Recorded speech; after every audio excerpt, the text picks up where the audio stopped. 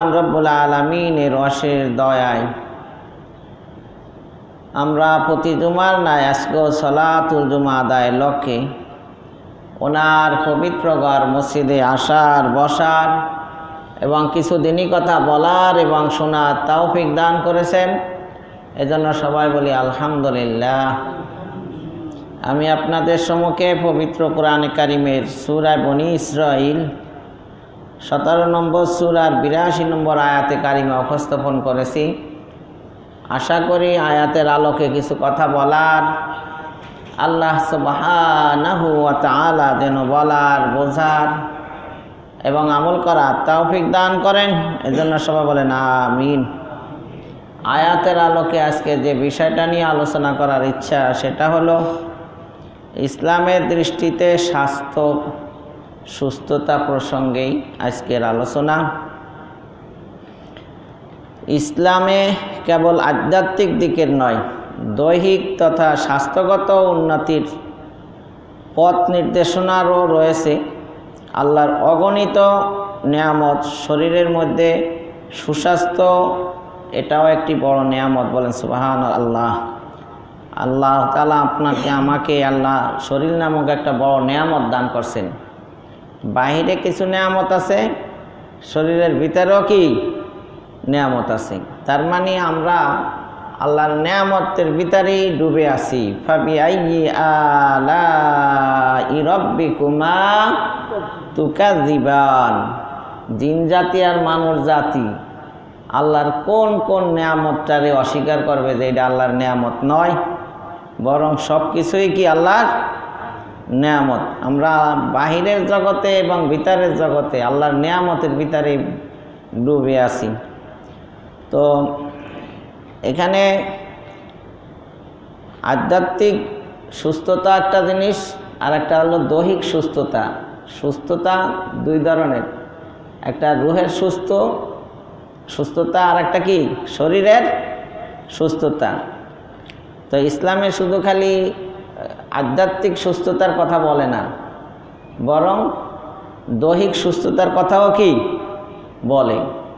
আল্লাহ সুবহানাহু ওয়া তাআলা যে বিধানগুলা ফরজ করে দিয়েছেন, এগুলা পালন করলে শুধু আখেরাতে নেকি পাওয়া যাবে, আল্লাহ রাজি খুশি হবে, জান্নাত পাওয়া যাবে, এতটুকুই শেষ না, বরং আল্লাহর নির্দেশ পালন করলে আমরা শারীরিকভাবেও কি থাকব, সুস্থ থাকব।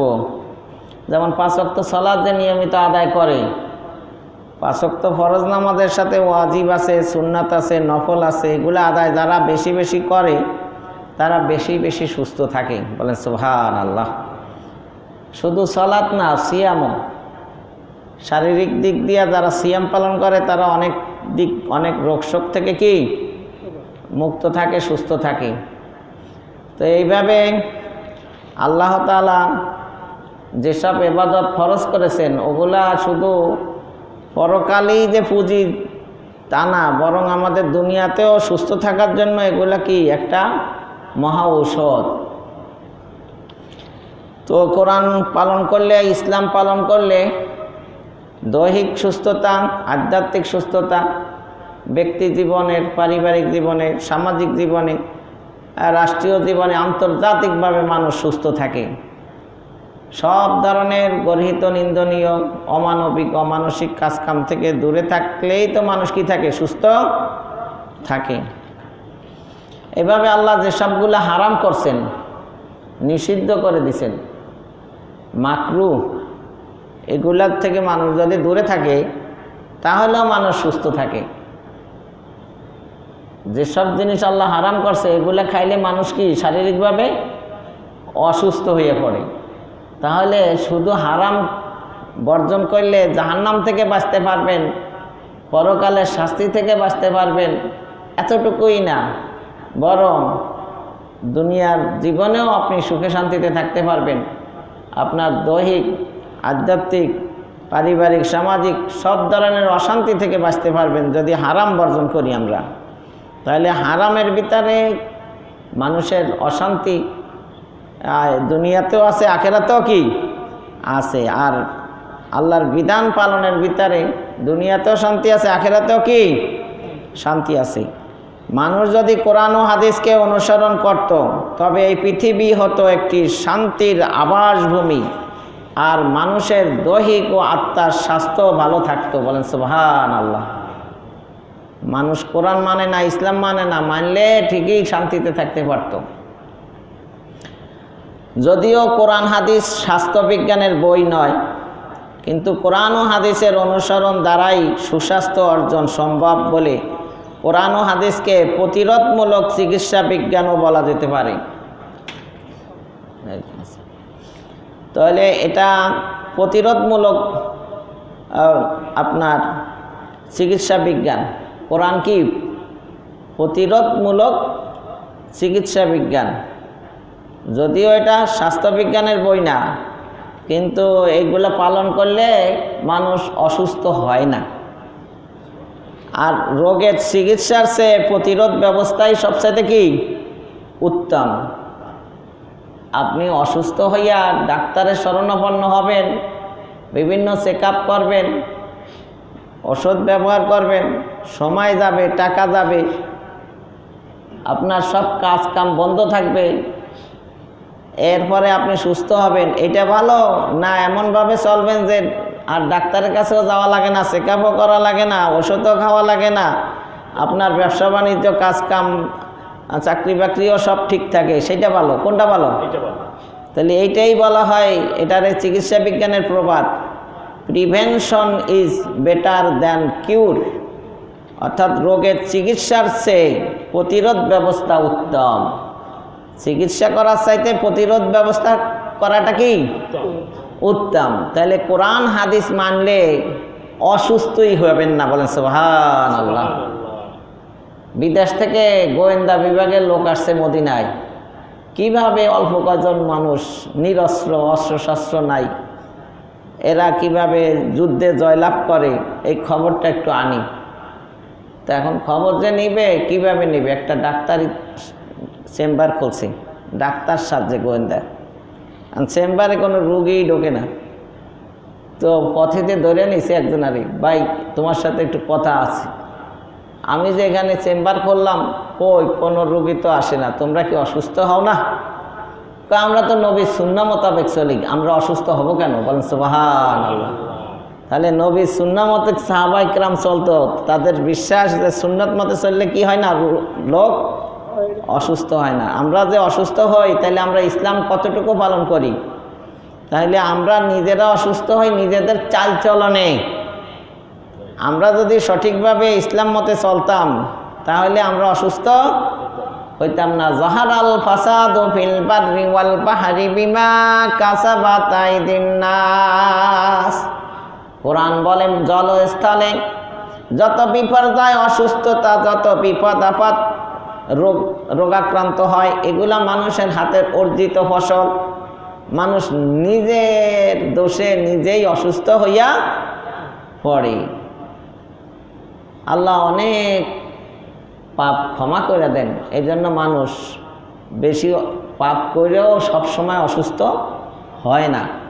আল্লাহ ক্ষমা করে দেয় সেজন্য, না হলে বেশি বেশি বিপদ আসতো আমাদের গুনার কারণে, পাপের কারণে। তাহলে পাপ বর্জন সুস্থতার লক্ষণ। আপনি পাপ করবেন, কিছু বিপদ আপদ আপনার আসবেই। তওবার ব্যবস্থা আছে। হাত পুড়ে গেলে যেমন পোড়া গায়ের মলম আছে না, বার্ন ক্রিম, বিভিন্ন ক্রিম আছে না, লাগাইলে তো ভালো হয়ে যাওয়া যায়। তো ক্রিম আছে, এখন আপনি হাত পোড়াই ফেলেন, একটা ভালো হাত পোড়াইয়া ক্রিম দিয়ে ভালো করলে কি আগের মতন হবে? টাকা খরচ হবে না, আর কষ্ট পাবেন না। সাময়িকভাবে কিছুদিন তো ভালো হইতে তো একটু সময় লাগে। ঠিক যারা পাপ করে, তওবা করলে মাফ হয়, কিন্তু মাফ হওয়ার আগেই তো বিপদ আপদ আসে। তাহলে জ্বলন আছে না নাই? আগুনের জ্বলন যেমন কষ্ট করা লাগে, পাপেরও একটা জ্বলন আছে।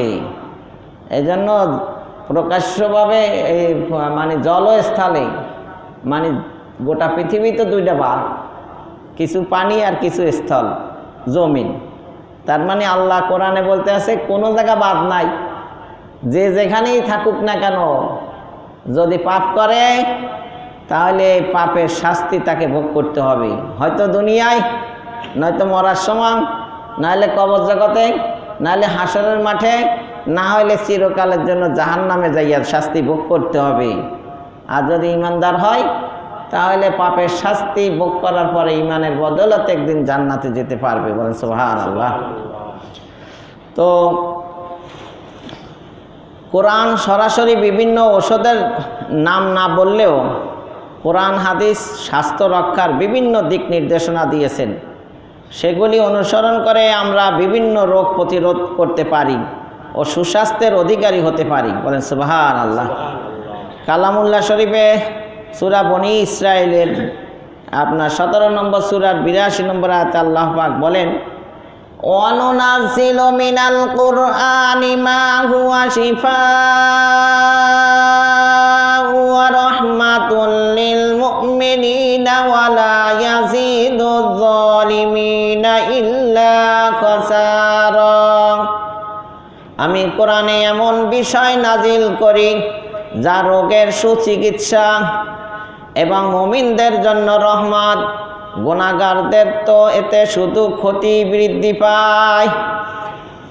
অনুনাজ্জিলু মিনাল কোরআনি মা হুয়া শিফা, এই কোরআন এমন বিষয় নাজিল করি যা আপনার রোগের চিকিৎসা। কোরআনে যা নাজিল করেন এগুলা কি রোগের চিকিৎসা। তাহলে পুরা কোরআনটা কি চিকিৎসা। কিসের চিকিৎসা? রোগের চিকিৎসা। কি রোগ? ব্যক্তি জীবন, পারিবারিক জীবন, সামাজিক জীবন, রাষ্ট্রীয় জীবন, আন্তর্জাতিক যত ব্যাধি আছে। চুরি ডাকাতি করলে মানুষ শান্তিতে থাকতে পারে? জেনা ব্যভিচার করলে তাহলে মালের নিরাপত্তা, জানের নিরাপত্তা, বংশের নিরাপত্তা এগুলা দেয় হলো কোরআনের বিধান প্রচলন থাকলে, ইসলামী হুকুমত কায়েম থাকলে। তো এগুলা কি কোরআনের ভিতরে তো আছেই যে এটা করো, এটা করো না। তাহলে বোঝা গেল এতে করে সমাজে দেশে কোনো ব্যাধি থাকে না। সামাজিক ব্যাধি, পারিবারিক ব্যাধি, শারীরিক ব্যাধি, কোনো ধরনের ব্যাধি থাকে না। তাহলে কোরআন এমন বিষয় নাজিল করা হয়েছে যেগুলা রোগের চিকিৎসা, আর এটা মুমিনদের জন্য কি রহমত। কোরআনের প্রতিটা হুকুম, প্রতিটা আদেশ মুমিনের জন্য কি রহমত। আর গুনাহগারদের জন্য এটা শুধু ক্ষতি বৃদ্ধি করে। তারা তো এটা পালন করে না। তো যত পালন না করে তত গুনাহ বাড়ে, যত গুনাহ বাড়ে তত শাস্তিও বাড়বে। তাহলে ওয়ালা ইয়াজিদু যালিমিনা ইল্লা খাসারা, যত পাপ বেশি করবে তত মায়ের বেশি খাবে। এখন যদি আল্লাহ না ধরে, মনে করেন না সে ছাড় পাইছে, ছাড় দেন, ছেড়ে দেন না। 400 বছর ফেরাউনে পাপ করছে, ধরছে যখন তখন তো 400 বছরের পাপের শাস্তি দেওয়ার জন্যই ধরছে। তাহলে বেশি দিন অপরাধীরা বাঁচলে এর মানে এই না আল্লাহ এগো ছাড়িয়া দিছে, আল্লাহ দয়া করছে, তা না, বরং আল্লাহ অসন্তুষ্ট। আজকে দৌড়িয়া মারলে কালকের পাপের শাস্তি তো দিতে পারবে না। কেউ যদি এখন এই জুমারতে মারা যায় তাহলে জোহরের নামাজ পড়ে নাই কেন এই কথা বললে তো মার দেওয়া যাবে না। কারণ তো সে আসরের নামাজ পড়ে নাই কেন এটা বললে মার দেওয়া যাবে? যাবে না, কারণ সে তো আসরের আগেই মারা গেছে। আর যদি কালকে ফজরের ওক্তে মারা যায় তাহলে কয় ওক্তের জিজ্ঞাসা করা যাবে? আসর পড়ো নাই কেন, মাগরিব পড়ো নাই কেন, এশা পড়ো নাই কেন? আর ফজরের পরে মারা গেলে তো ফজর সহ জিজ্ঞাসা করবে নাকি? তাহলে যে যতদিন অপরাধ করিয়া বেঁচে থাকবে তার শাস্তি তত বেশি হবে। এই জন্য যদি নেকির কাজ করার চিন্তা ভাবনা মাথায় থাকে তাহলে আপনারা বেশি দিন বাঁচেন। দোয়া করি আল্লাহ আপনাদেরকে 100 বছর বাঁচাইয়া রাখুক। সবাই বলেন আমিন। কিন্তু যদি পাপ করার নিয়ত থাকে, নেকির কাজ করার নিয়ত না থাকে, তাহলে আর দেরি করার দরকার নেই, তাড়াতাড়ি মরে যান। যত আগে মরবেন তত ভালো। পাপের পরিমাণ কম থাকবে, শাস্তিও মায়েরও কি কম খাইবেন। বুঝেন নাই? এইগুলা চিন্তার বিষয়।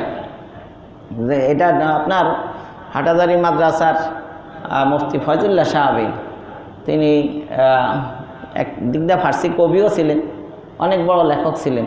তিনি পান্দেনামা খাকির ভিতরে লেখেন যে মা খালাকতুল জিন্না ওয়াল ইনসা বাখা জুজ ইবাদত নিস্তে মকসুদ ইজাহা জিন্দেগি বে বন্দেগি শর্মিন্দগি इंसान इबादत जिंदगी बे मुर्दगी मा खलक़तुल जिन्ना वल इंसा बाखा सूरा जुर्रियात 56 नम्बर सूरार भीतर अल्लाह ताआला सूरा जुर्रियाते 56 नम्बर आयत अल्लाह बोलेन वमा खलक़तुल जिन्ना वल इंसा इल्ला लियाबुदुन आमी जिन एवं इंसानके आमार इबादतेर लक्ष्ये सृष्टि करेছি তাহলে ইবাদত করার জন্য আমরা এই পৃথিবীতে আসছি আমরা কেউ গেস্ট হিসাবে আসি নাই আল্লাহর বান্দা হিসাবে আসছি ডক্টর ইকবাল বলেন ঈশ্বরত কে লিয়ে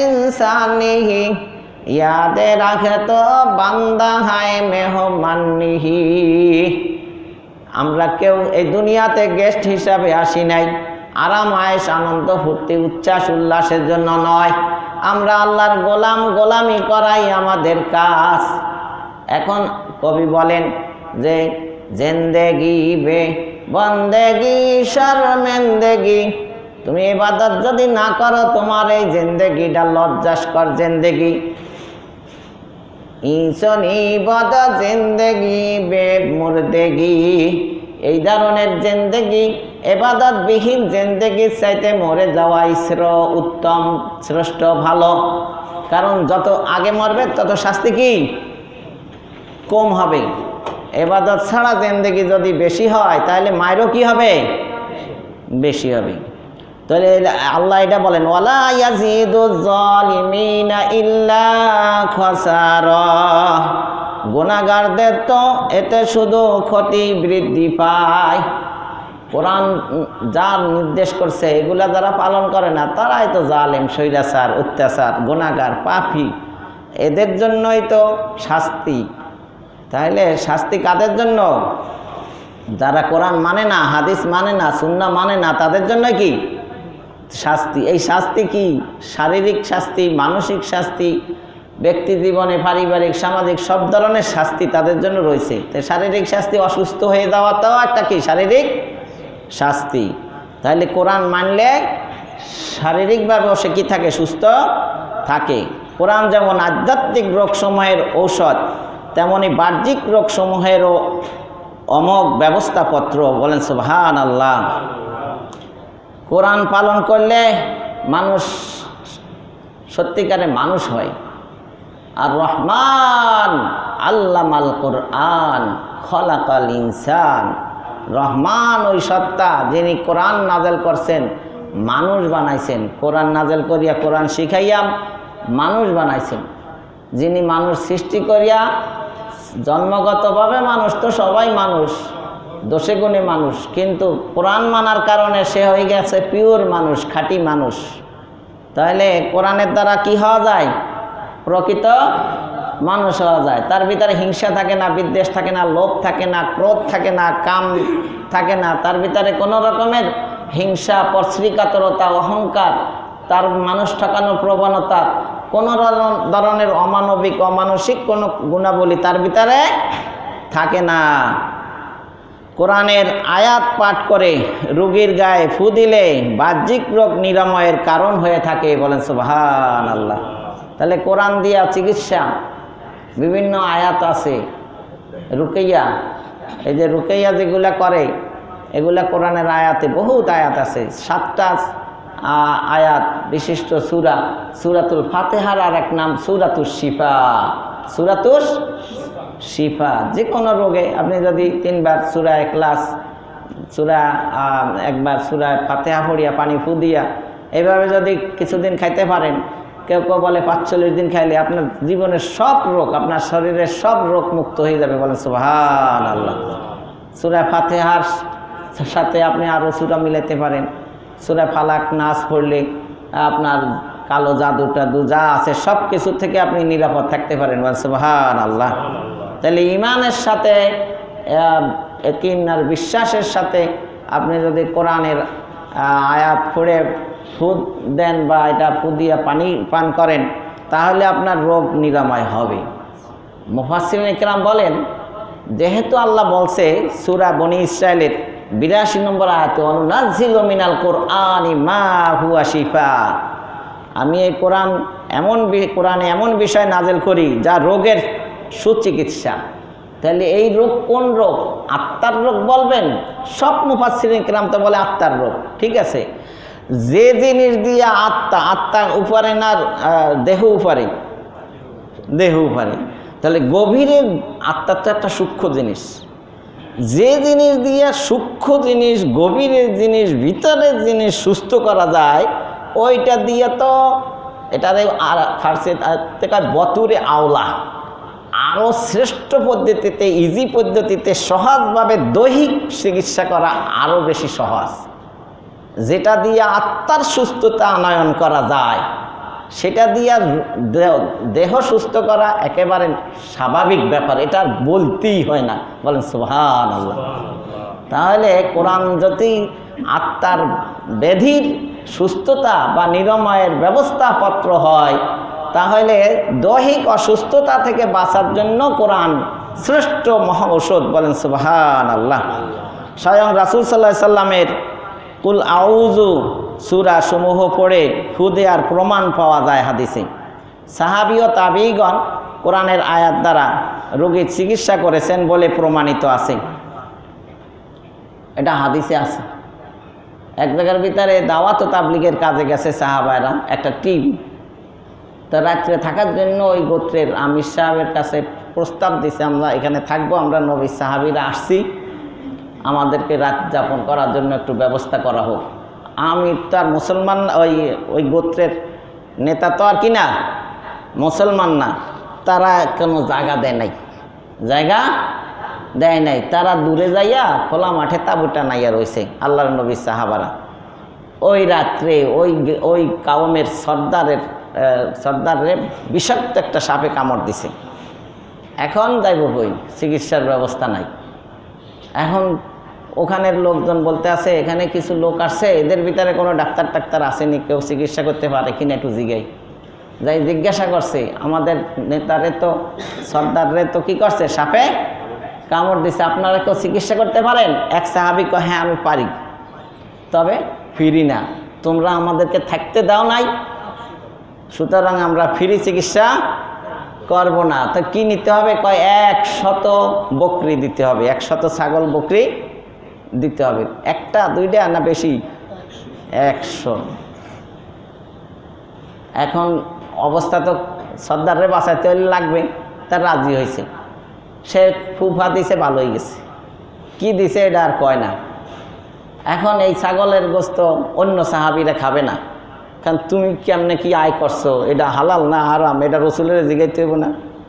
তা আল্লাহ রসুলের দরবারে গেছে, পরে বলছে তুমি কি করছো? আমি সূরা ফালাক নাজ দিয়ে চিকিৎসা করছি। হুজুরে তারে কিছু বলে নাই, এবং ওই খাসির গোস্ত বা বকরির গোস্ত হুজুর সাল্লাল্লাহু আলাইহি সাল্লাম নিজেও খাইছেন। তাহলে কি হয়ে গেল? এটা সম্মতি পাওয়া গেল। তাহলে ঝাড়ফুঁক দিয়ে টাকা পয়সা নেওয়া কি আছে? জায়েজ আছে। কি অল্প না বেশিও? বেশি করিও নেওয়া কি আছে? জায়েজ আছে। এবং সুস্থ হয় কি হয় না? হয়। তাহলে বোঝা গেল কোরআন কোনো চিকিৎসার বই না, কিন্তু এটা দিয়ে আধ্যাত্মিক চিকিৎসা যেহেতু হয়, তাহলে দৈহিক চিকিৎসা অনায়াসই হয়। বলেন সুবহানাল্লাহ। বিশ্বাস ও ভক্তি সহকারে কোরআন পাঠ করলে কোরআন দ্বারা রোগের চিকিৎসা হয়। তো কোরআনে যে নির্দেশনা দিছে, এগুলা পালন করলে মানুষ এমনিতেই সুস্থ থাকে, এটাও একটা ব্যাখ্যা। কোরআন কিভাবে মানুষের শারীরিক সুস্থতা আনয়ন করে, এটার অনেকগুলা ব্যাখ্যার ভিতরে 3টা ব্যাখ্যা অলরেডি বলে ফেলছি। বলেন তো কি কি? মনে না রাখলে তো আর আজকের আলোচনা মানে ফলপ্রসূ হবে না। 1 নম্বরে কি? আল্লাহ কোরআনের হাদিসে যত বিধান চাপাইয়া দিছে, ফরজ করে দিছে, এগুলা পালন করলে আখেরাত পরকাল তো ঠিক থাকবেই, শরীর শারীরিকভাবেও সুস্থ থাকবে। এটা একটা পয়েন্ট।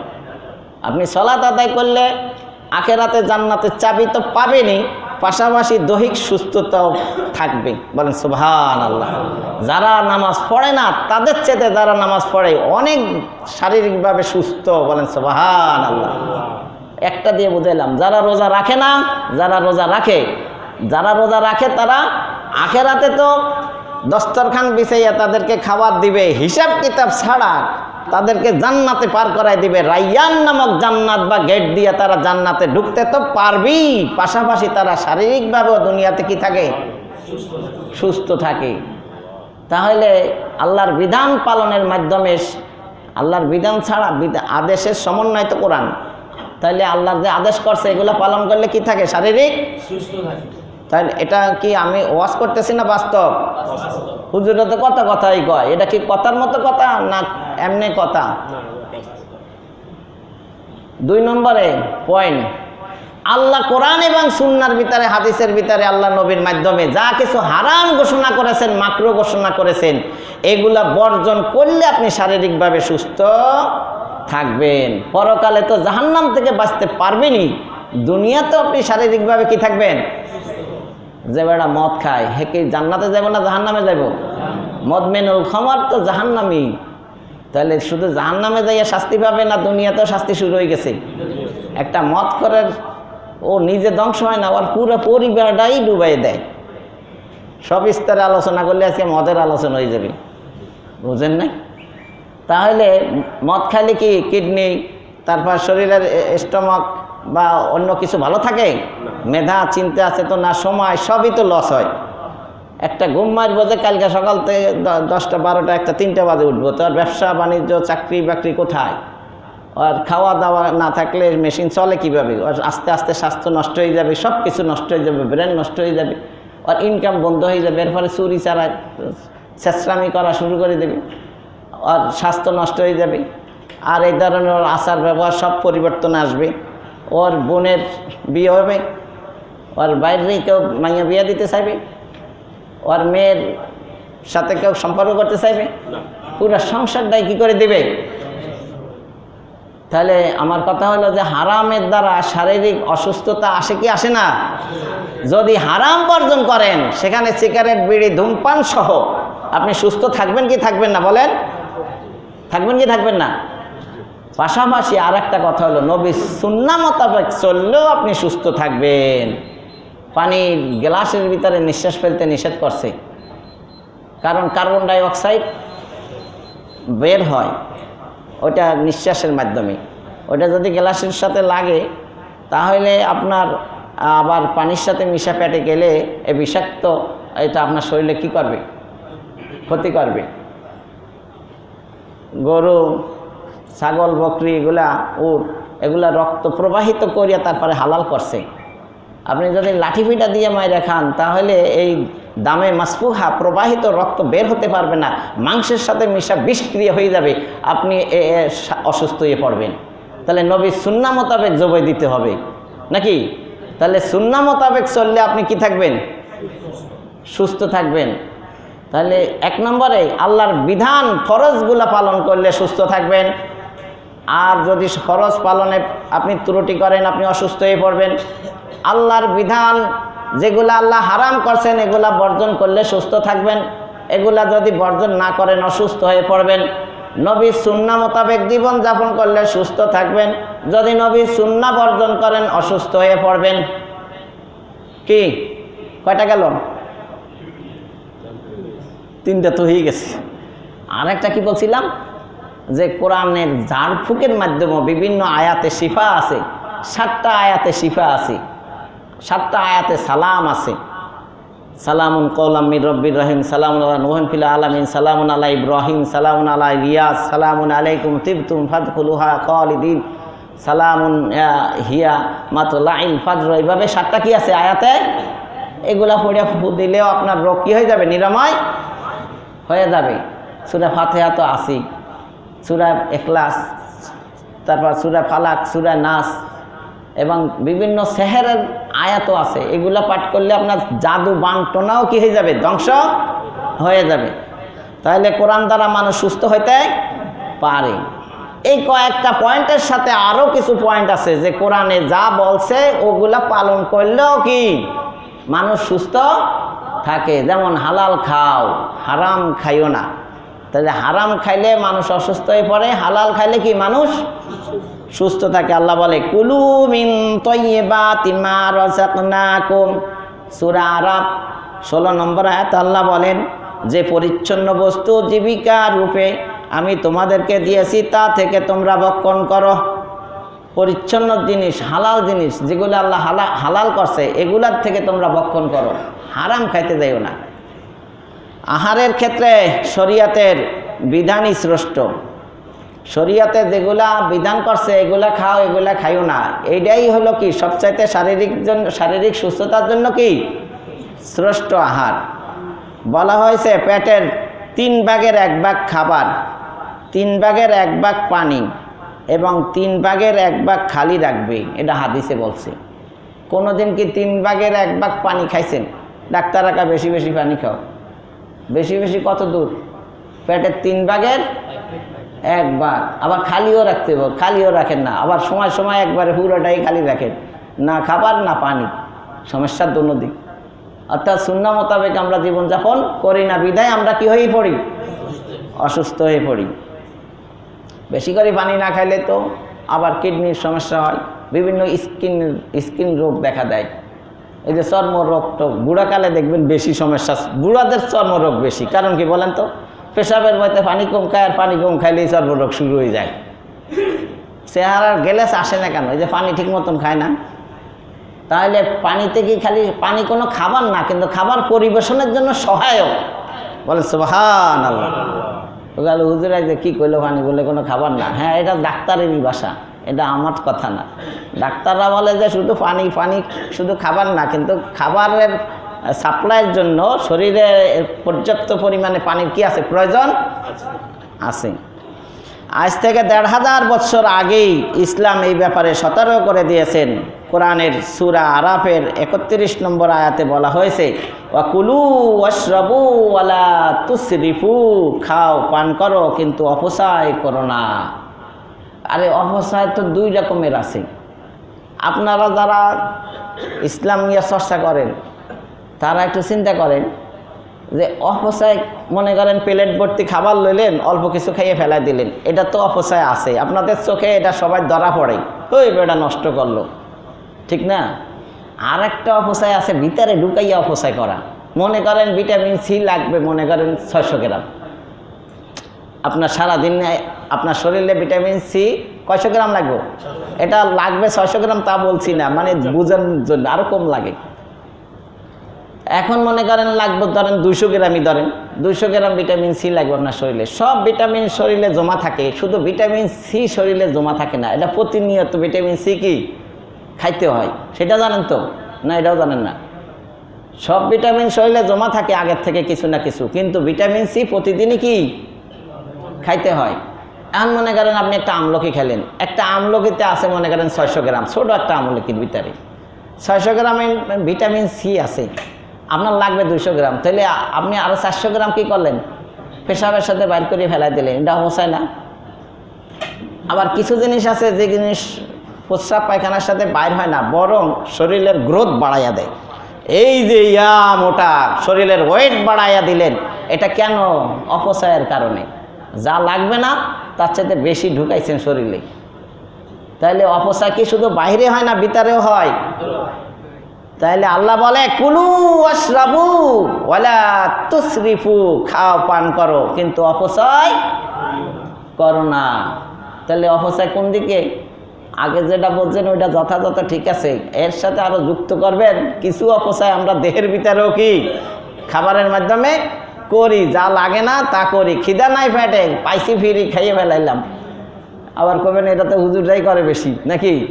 এখন সবাই করে, যা দেখতে আছে, শুধু হুজুররা না, অনেকেই এই কাজটা কি এখন করে।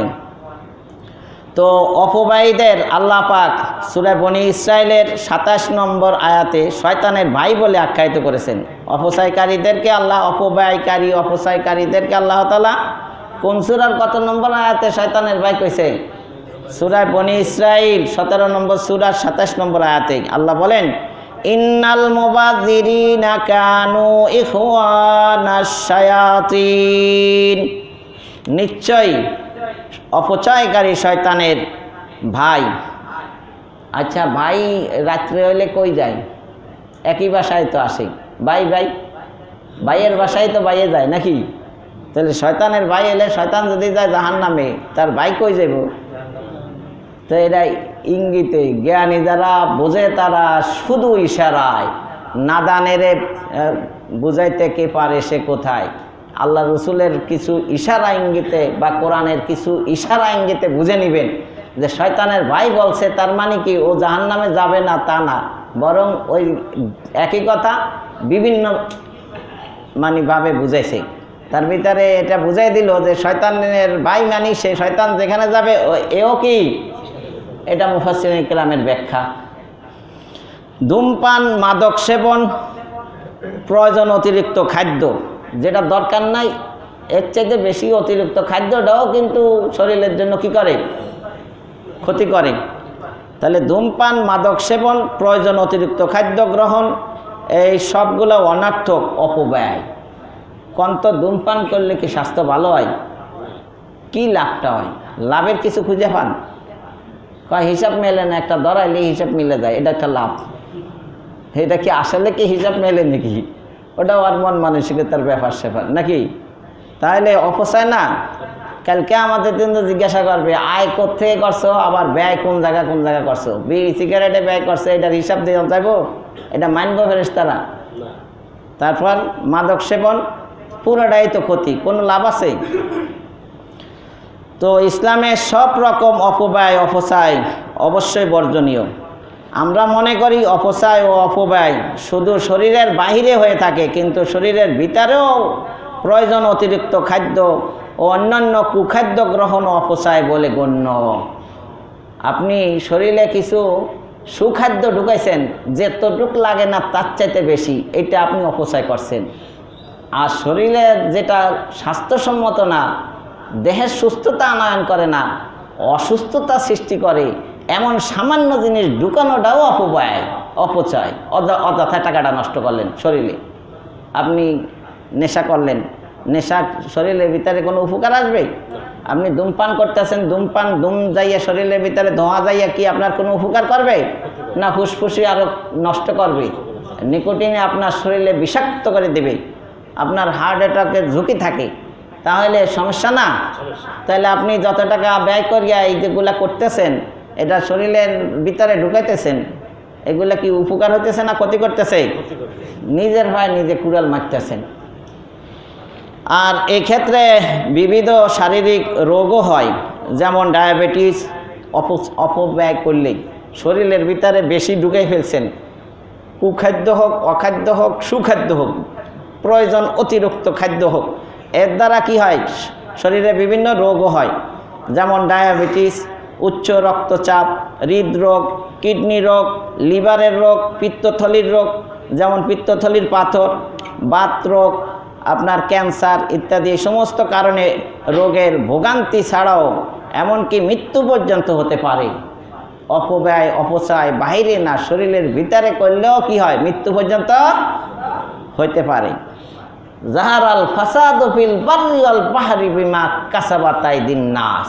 হাসপাতাল ক্লিনিকগুলা ভরে রাখছেন, আল্লাহ রোগ দিছে তা নয়, মানুষের চালচলনের সমস্যার কারণে, সুন্নাহ বর্জন করার কারণে, কোরআন হাদিস ফলো না করার কারণে, আল্লাহর বিধান পালন না করার কারণে, হারাম আর অখাদ্য কুখাদ্য খাওয়ার কারণে আজ হাসপাতাল ক্লিনিকগুলোতে সিরিয়াল লেগে গেছে রোগীর। এটা আল্লাহ করছে যে তা না, বরং মানুষ নিজেই নিজেকে ধ্বংসের দিকে টেনে নিছে। পৃথিবীতে যত মানুষ না খেয়ে মারা যায়, তার 3 গুণ মারা যায় অনিয়মে অতিরিক্ত খেয়ে। না খাইয়া যা মারা যায় তার 3 গুণ মারা যায় কি? বেশি খাইয়া। না খাইয়া মারা যায় যা, তার চাইতে বেশি মারা যায় কি? বেশি খাইয়া। ওই বেশি খাওয়ার কারণে বিভিন্ন রোগ হয়, এই রোগের কারণে সে কি? মারা যায়। তাহলে খাইয়ে মারলো না খাইয়ে মারলো? বেশি খাইয়ে মারলো। ধূমপান, মাদক দ্রব্য ও নেশা উৎপাদনকারী দ্রব্যের ক্ষতি সম্পর্কে মহানবী সাল্লাল্লাহু আলাইহি সাল্লাম অবগত ছিলেন। তাই মহানবী সাল্লাল্লাহু আলাইহি সাল্লাম বলেন কুল্লু মুস্কিরিন হারাম, যাবতীয় নেশার বস্তু হারাম। এখানে খালি বিড়ি সিগারেট কয় নেই, আর গোষ্ঠী উদ্যান কিয়ামতের আগের দিন পর্যন্ত যত নেশার জিনিস আছে টিকটিকি লেজও পড়াইয়া নাকি নেশা করে, দোয়ার নাকি নেয়। তো কত রকমের সিস্টেম আছে, কিয়ামত পর্যন্ত যত পদ্ধতি বাড়াইব, যেগুলাই নেশা ওইটাই হারাম, যেটাই নেশা ওইটাই কি। এবার যারা সিগারেট বিড়ি ধূমপান পান করেন তাদেরকে আমি প্রশ্ন করি যে আপনারা এগুলা কি নেশা হিসাবে খান না এমনি খান? যদি কোন এমনি খায় তাহলে আজকের থেকে ছেড়ে দেন, দেখি আপনি পারেন কি না। তা আপনি তো পারেন না, তাহলে আপনার মুখের কথাতে আমি এমনি খাই, নেশা নাই আমার। আর যদি আপনি ছাড়তে না পারেন তাহলে আপনার নেশা আছে, আপনি হারাম কাজ করতেছেন। কি করতেছেন? হারাম। কারণ আল্লাহর নবীর বাণী সত্য, কুল্লু মুস্কিরিন হারাম, যাবতীয় নেশার বস্তু কি হারাম। তাহলে আপনি নেশা করেন না, তাহলে সাইডা দিয়া দেখাইয়া দেন যে না আমি নেশা করি না, যা করছি আর করতাম না, পারেন কি না দেখেন। আর যদি নেশাই করে থাকেন তাহলে আল্লাহর নবীর ফর্মুলা অনুযায়ী আপনার মদের আয়াত তো আর একবারে হারাম হয় নাই, আস্তে আস্তে হারাম হয়েছে। প্রথমে বলছে লাভও আছে ক্ষতিও আছে, ক্ষতির চাইতে লাভের চাইতে ক্ষতি বেশি। পরে আবার বলছে নামাজের সময় খাইও না। পরে আবার মারামারি করিয়া রক্তাক্ত অবস্থায় গেছে, নেশা করি একটা আর একটারে মারছে। পরে কোরআনের আয়াত নাযিল হয়েছে ইন্নামাল খামরু ওয়াল মাইসিরু ওয়াল আনসাফু ওয়াল আজলামু রিজসুম মিন আমালিশ শাইতান ফাজতানিবুহু লাআল্লাকুম তুরহামুন। এগুলা সব শয়তানি কর্মকাণ্ড, ছেড়ে দাও, তাহলে আল্লাহ দয়া করবে তোমাদের প্রতি। যত নেশা, আপনার জুয়া, লটারি, মূর্তি পূজা, এগুলা সব ছেড়ে দাও, এগুলা কোনো ভালো কাম না, এগুলা কি শয়তান্য কাম। তাহলে বিড়ি সিগারেট খাওয়া মানুষের কাম না শয়তান্য কাম? তাহলে কেন আপনি মানুষ হইয়া আগের কাতারে নামাজ পড়ে আবার কেন শয়তান্য কাম করবেন? এগুলো আপনার শরীরে কোন ভিটামিন যোগায়? আপনি কতদিন বেশি বাঁচবেন না আরও কম বাঁচবেন? নিজের ভাই নিজে কুড়াল মারতে আছেন, আপনার পরিবার ধ্বংস করতে আছেন। আপনি মরে যান, কিন্তু আপনার পরিবাররা তো আপনার উপরে ডিপেন্ডেন্ট। আপনি অসুস্থ হয়ে পড়ে থাকলে তো ওদের ক্ষতি। তাহলে আপনি একার ক্ষতি করেন নাই সিগারেট টান দিয়া, আপনি আরও 10 জনের কী করছেন? আপনি মরে গেলে আপনার বউ তো বিধবা হয়ে যাবে, আপনার বউর হকও নষ্ট করে দিচ্ছেন সিগারেটে টান মারিয়া। আপনি হার্ট অ্যাটাক করে মরতে আছেন, তাহলে আপনার সমস্যা করতে আছেন না পরিবারের। তাহলে বোঝা গেল এই কুল্লু মুস্কিরিন হারাম, যাবতীয় নেশার বস্তু কি হারাম।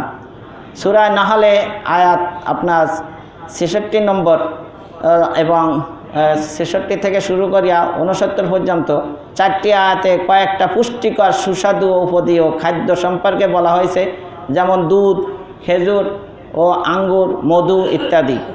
যেমন বলকারক খাদ্য এবং রসনার জন্য আনন্দ ও তৃপ্তিদায়ক, তেমনি রোগ ব্যাধির জন্য ফলদায়ক ব্যবস্থাপত্র, অর্থাৎ এগুলা উত্তম জীবন উপকরণ, উত্তম রিজিক। তাহলে কোরআনে কিছু ফলের নাম বলছে, এই কোরআনের ফলগুলো খাইলে মানুষ কি থাকে? সুস্থ থাকে। দুধ, চিন্তা করছেন, ছাগল হোক, দুম্বা হোক, গরু হোক, মহিষ হোক, এক জাতীয় ঘাস খায় না নানান পদের খাবার খায়? ওগুলা নির্যাস থেকে আল্লাহ লাবানান খালেসা, পিওর দুধ। এই জন্য অনেকে কয় কি ওই পোলট্রি মোরগের ডিমের চাইতে গ্রামের ছোটো ছোটো ডিম আরও ভালো, কারণ মুরগিরা সারা বাড়ি চড়াইয়া খায়, নানান জায়গায় ঠোকর মারে, এই জন্য ওটার ভিতরে পুষ্টি বেশি। কিন্তু ডাক্তারি মতে ডিম যত বড় হবে পুষ্টি তত বেশি। ওটা হলো লোক মুখের চিন্তা চেতনার কথা। ডিম বড় হলে পুষ্টি বেশি, গুণ কি থাকে, এইটাই ডাক্তারের কথা।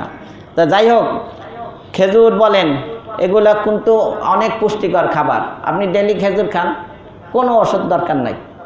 কালো জিরার কথা বলছেন, হাব্বাতু সাউদা লিকুল্লি দাইন দাওয়া, তিব্বে নববী। আল্লাহ রাসূল সাল্লাল্লাহু আলাইহি সাল্লাম চিকিৎসা ব্যবস্থা করে গেছে না কি? কালো জিরার সকল রোগের ঔষধ, মরণ ছাড়া সকল ব্যাধির কি? আপনি এমনি চাবাই খান, আপনার যদি তেলের ভিতরে সন্দেহ লাগে তা আপনি ডাইরেক্ট কালো জিরা ভর্তা করে খাওয়া যায়, এমনিও চাবাইয়া খাওয়া যায়। আপনি পান না খাইয়া, বিড়ি না খাইয়া পকেটের ভিতরে একটা কোটের ভিতরে কালো জিরা রাখেন না, হাঁটতে চলতে খালি কালো জিরা চাবাইতে থাকেন না। নবীর প্রতি, নবীর কথার প্রতি, ইসলামের প্রতি একটা কি আসবে? বিশ্বাস জন্মে। কালো জিরার প্রত্যেকটা কামড়ে কামড়ে আপনার নবীর প্রতি কি থাকবে? ভক্তি শ্রদ্ধা বেড়ে যাবে, কারণ আপনি তো বিশ্বাস করেই কি খাইতে আছেন। আল্লাহ আপনাকে অবশ্যই সুস্থ করে দেবেন, বলেন সুবহানাল্লাহ।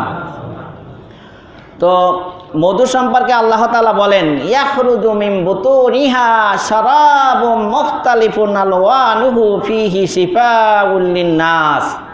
সূরা নাহল 16 নম্বর সূরার 69 নম্বর আয়াতে আল্লাহ বলেন, তার পেট থেকে মানে মধুপোকার পেট থেকে বিভিন্ন রঙের পানীয় বের হয়। মধু কি এক কালারের না বিভিন্ন কালারের? আচ্ছা, এতে মানুষের জন্য রোগের প্রতিষেধক রয়েছে। ফিহি শিফাউল লিন-নাস। নাস মানে কি? সমগ্র মানুষ, হিন্দু নাই, বৌদ্ধ নাই, খ্রিস্টান নাই, মানুষ হইলে নারী নাই, পুরুষ নাই, সব, ছোট নাই, বড় নাই, সবাই। IBS এর সমস্যা কোনো সমস্যা নাই, বাচ্চারা আঙ্গুলের ভিতরে মধু লাগাই আর মুখের ভিতরে ঢুকাই দেন, ও আঙ্গুল সুস্থ থাকুক, ফাঁকে দিয়ে মধু ফেটে চলে যাবে, ওর IBS নামক রোগ থেকে ও রেহাই পাবে। বলেন সুবহানাল্লাহ। আপনার যে কোনো রোগী হোক, মধু খাইলে কি হয়? আল্লাহ তাআলা সুস্থ করে দেবেন, বলেন সুবহানাল্লাহ। ফিহি শিফাউল লিন-নাস। মধু যেমন বলকারক খাদ্য এবং রসনার জন্য আনন্দ ও তৃপ্তিদায়ক, তেমনি রোগ ব্যাধির জন্য আপনার ফলদায়ক ব্যবস্থাপত্র, বলেন সুবহানাল্লাহ। যদি গাছগাছার মধ্যে আরোগ্য লাভের উপাদান নিহিত থাকে, তবে এইসব নির্যাসের মধ্যে কেন আরোগ্য লাভের উপাদান থাকবে না? বুঝেন নাই? ভেষজ গাছ, ঔষধি গাছ, বিভিন্ন গাছের লতা পাতার ভিতরে চিকিৎসা আছে না নাই? ওষুধ যে খান, একে আটা ময়দা সুজি দিয়ে বানাইছে না গাছের রস টস নির্যাস দিয়ে বানাইছে? তো গাছের ভিতরে যদি শেফা থাকতে পারে, গাছের ফুল থেকে নির্যাস নিয়ে মধু, বিভিন্ন প্রকারের ফুলের নির্যাস নিয়ে মধু তৈরি করলে মধুর ভিতরে কেন শেফা থাকবে না? বিভিন্ন লতা পাতা খাইয়া দুধ ধইলে দুধের ভিতরে কেন শেফা থাকবে না? বুঝতে পারেন নাই? তাহলে আল্লাহ কোরআনে যা বলছে ওইটাই রাইট। মৌমাছি সর্বপ্রকার ফল ফুল থেকে বলকারক রস ও পবিত্র নির্যাস বের করে সুরক্ষিত গৃহে সঞ্চিত রাখে, বলেন সুবহানাল্লাহ। মধুর নিরাময় শক্তি বিরাট। স্বতন্ত্র ধরনের সুস্বাদু ও উপদীয় খাদ্য ব্যবহার করা দিনদারির পরিপন্থী নয়। আপনি ভালো খাবেন, ভালো পড়বেন, ভালো আমল করবেন, ভালো চিন্তা করবেন, এটাই তো ইসলাম বলে। আপনার পোশাকের পরিচ্ছন্নতা নাই, চিন্তা চেতনার পরিচ্ছন্নতা নাই, খাবারের পরিচ্ছন্নতা নাই, এরকম দুর্বিষহ জীবনযাপন করতে ইসলামে বলে না। আল্লাহ রসুল সাল্লাল্লাহু আলাইহি সাল্লাম সর্বদিক দিয়ে তিনি স্মার্ট ছিলেন। তার চাল চলন, পোশাক আশাক, খাওয়া দাওয়া, চিন্তা চেতনা, তার talk positive, work positive, think positive, সব কিছু পজিটিভ ছিল, বলেন সুবহানাল্লাহ। তা যাই হোক, এটা ধারাবাহিকভাবে হবে। এখন বলতে পারেন এতদিন ব্যবসার কথা কইছেন, আজকে হুজুর স্বাস্থ্য শুরু করলো কেন? আরে ব্যবসা করে এত টাকা কামাইবে।